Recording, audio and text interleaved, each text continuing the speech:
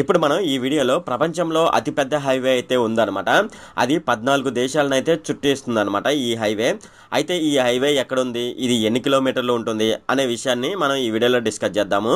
ఈ వీడియోలోకి వెళ్ళే ముందు మీకు గనక ఆ హైవే గురించి తెలిసినట్లయితే కింద ఉన్న కామెంట్ సెక్షన్లోనైతే తెలియజేయండి. అంతేకాకుండా మనకు రెండో శనివారం అయితే సెలవుగా ప్రకటించబడుతుంది కదా.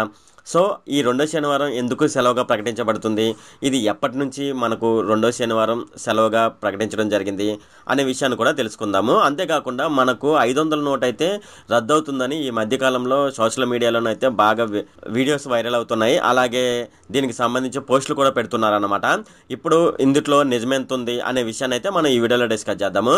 ఈ వీడియోలోకి వెళ్ళే ముందు నాది ఒక రిక్వెస్ట్ అండి. అదేంటంటే ఈ వీడియో కనుక మీకు నచ్చినట్లయితే ఇక్కడ క్రింద ఉన్న రెడ్ కలర్ సబ్స్క్రైబ్ బటన్ మీద అయితే ప్రెస్ చేయండి. ఇలా మీరు రెడ్ కలర్ సబ్స్క్రైబ్ బటన్ మీద ప్రెస్ చేయడం వల్ల నేను చేసిన ప్రతి ఇన్ఫర్మేషన్ వీడియో అనేది అందరికంటే ముందు అప్డేట్ రూపంలో మీ మొబైల్కి అయితే చేరిపోతుంది. ఇప్పుడు మనం వీడియోలోకి అయితే వెళ్ళిపోదాం.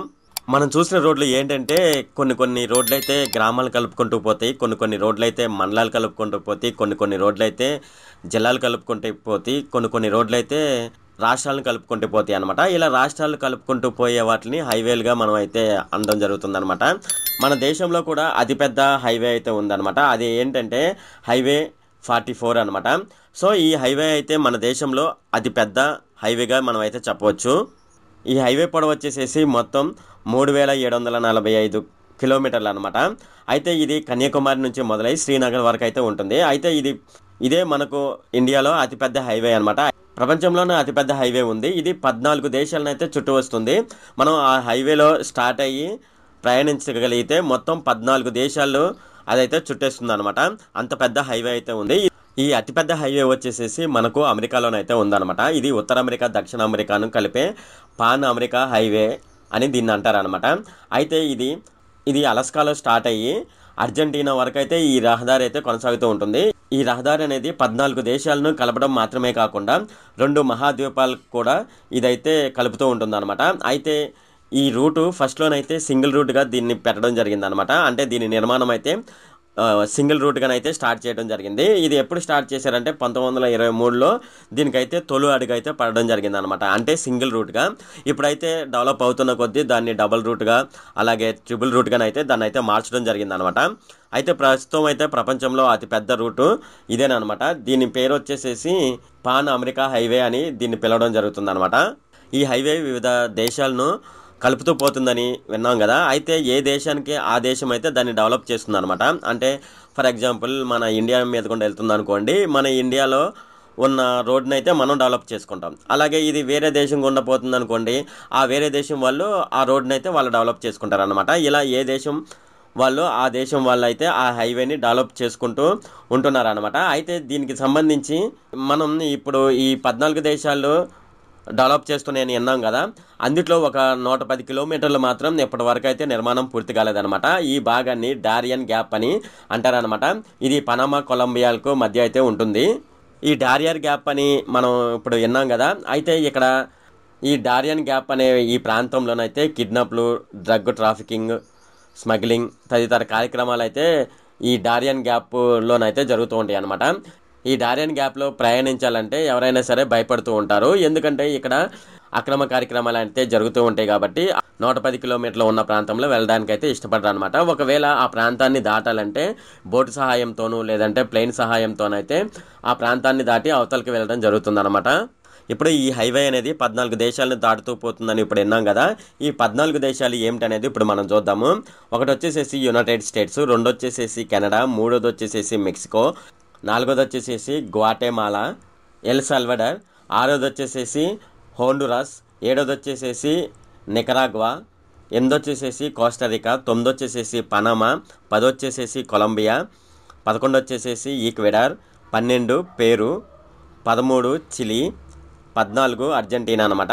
ఈ దేశాలను దాటుకుంటూ పోతుంది అనమాట. ఏ దేశం దాటుకుంటూ ఆ హైవే పోతుందో ఆ దేశం వాళ్ళు ఆ హైవేని అయితే డెవలప్ చేసుకుంటూ ఉంటున్నారు అనమాట. ఆ హైవే పొడవు ఎంత ఉంది అనుకుంటున్నారు, ఎంత ఉంటుంది అనే విషయాన్ని అయితే కింద కామెంట్ సెక్షన్లో అయితే తెలియజేయండి. ఈ హైవే పొడవు వచ్చేసేసి మొత్తం 48,000 కిలోమీటర్లు ఉంటుందన్నమాట. అయితే ఒక వ్యక్తి తన సైకిల్ ద్వారా ఈ హైవే మొత్తం చుట్టూ రావాలంటే రోజుకి అతను 500 కిలోమీటర్లు ప్రయాణించగలిగితే అతను 60 రోజుల్లోనైతే ఈ రహదారిని అయితే పూర్తి చేయడం జరుగుతుందన్నమాట. అయితే కార్లెస్ సంటా మారియా అనే ఒక సైక్లిస్టు ఈ రహదారిని 177 రోజుల్లోనైతే చుట్టూ రావడం జరిగిందనమాట. ఈ నేపథ్యంలో అతని పేరును గిన్నీస్ బుక్ ఆఫ్ వరల్డ్ రికార్డులోనైతే నమోదు చేయడం జరిగిందనమాట. ఇది మనకు ఈ హైవే యొక్క గొప్పతనం అనమాట.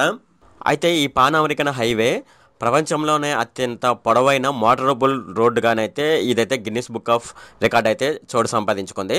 అలాగే ఈ పాన్ అమెరికన్ హైవే ఉంది కదా, ఈ పాన్ అమెరికన్ హైవే వివిధ దట్టమైన అరణ్యాల నుంచి శుష్క ఎడారుల నుంచి బయలుదేరి బంజారు టండ్రా వరకు అయితే వెళ్తుందన్నమాట. కొన్ని ప్రాంతాల్లోనైతే ఎండాకాలం మాత్రమే ప్రయాణించగలం అనమాట. అంటే కొన్ని ప్రాంతాల్లోనైతే ఎక్కువగా మంచుతో కప్పబడి రోడ్లు ఉంటాయి అన్నమాట.